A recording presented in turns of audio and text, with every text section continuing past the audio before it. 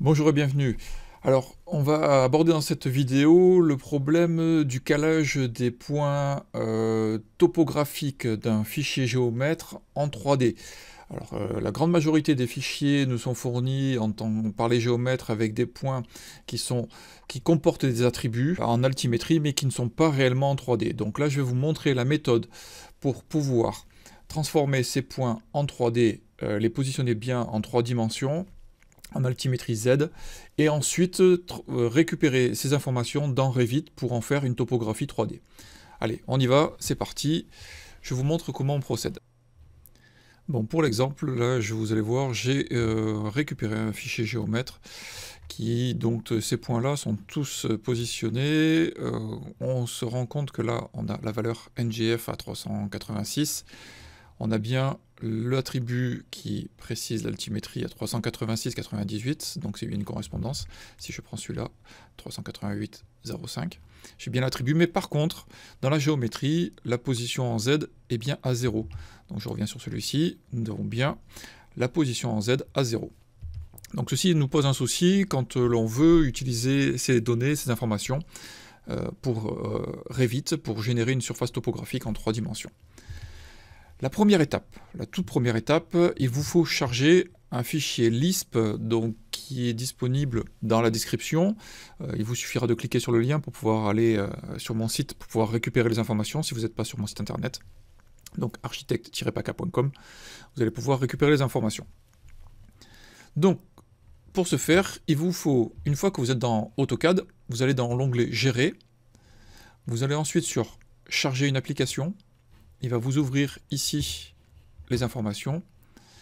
Vous avez la possibilité donc d'aller chercher le fichier altigeom.lsp donc qui a été aimablement fourni par Gilles Chanteau. Je vous fournirai également le lien du site internet de ce développeur d'applications d'AutoCAD. Il suffit d'aller charger cet élément, cliquez sur charger ici, et vous aurez donc la possibilité d'avoir une commande qui s'appelle pt alt, donc pour point altimétrique, qui vous permettra donc de pouvoir exécuter ça, et automatiquement tous les points dont les attributs ont une valeur en Z passeront en 3D. Donc une fois que vous avez chargé le fichier, donc vous le réalisez, vous avez la possibilité de le charger de manière récurrente à chaque démarrage. Donc il vous suffit d'aller ici sur au démarrage, contenu, et d'aller chercher le fichier, donc altigeom.lsp, pour pouvoir le charger de manière automatique.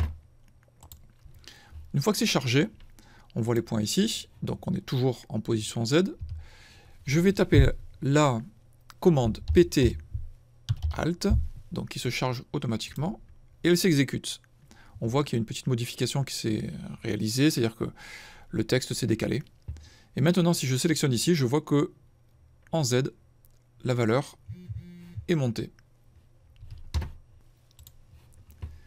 Étape suivante, parce que c'est pas terminé, donc il vous suffit de sélectionner donc votre bloc, faire bouton droit, éditeur de bloc, et dans l'éditeur de bloc, vous allez aller créer un cercle.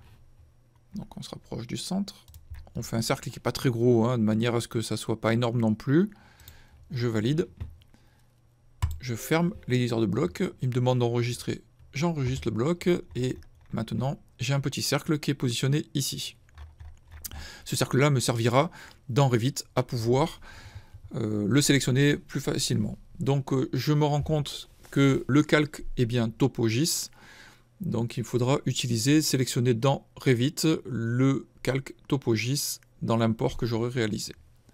Allez, maintenant on va basculer sur Revit. Donc me voilà maintenant dans Revit. Pour pouvoir donc transformer mes points 3D en surface topographique, il me suffit d'aller donc...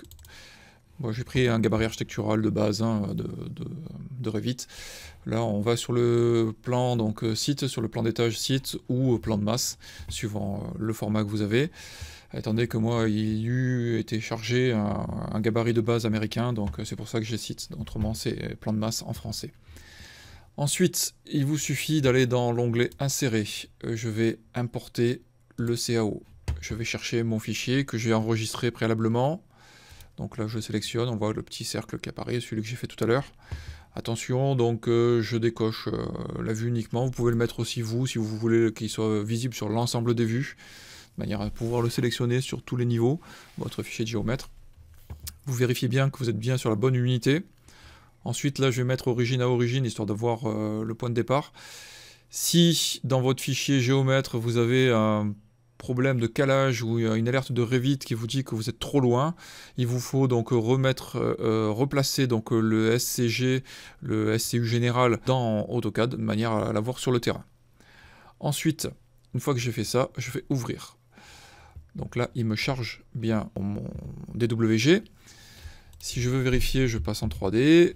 Donc le voici.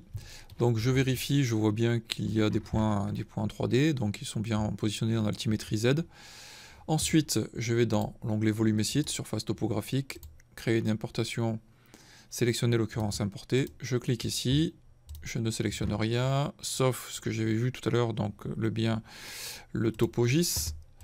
Je valide. Les points qui sont à 0, qui ont bugué, je les supprime les occurrences. Je valide, et là j'ai bien ma surface topographique qui a été générée en 3 dimensions, comme je le voulais. Voilà, tout simplement. Je vous remercie d'avoir suivi cette vidéo tutoriel sur donc AutoCAD et Revit, le lien des deux. Je vous propose de vous abonner à ma chaîne YouTube en cliquant donc sur le logo, à cliquer également sur la petite cloche qui vous permettra de recevoir les notifications des prochaines vidéos, des prochains tutos. Ensuite, si vous avez des questions, vous les posez en commentaire. N'hésitez pas, franchement, ça me fera plaisir de vous répondre. Si vous êtes sur mon site internet, vous avez également un espace commentaire, donc en bas de l'article, pour pouvoir poser toutes vos questions. Là aussi, je vous répondrai avec plaisir. Toutes les questions, toutes les interrogations que vous avez sur AutoCAD, sur Revit, principalement sur Revit, parce que je suis formateur Revit, mais voilà, si vous avez des problèmes de lien, etc., n'hésitez pas à poser toutes vos questions. Ça me ferait un plaisir de vous répondre. Je vous dis à très bientôt. Au revoir.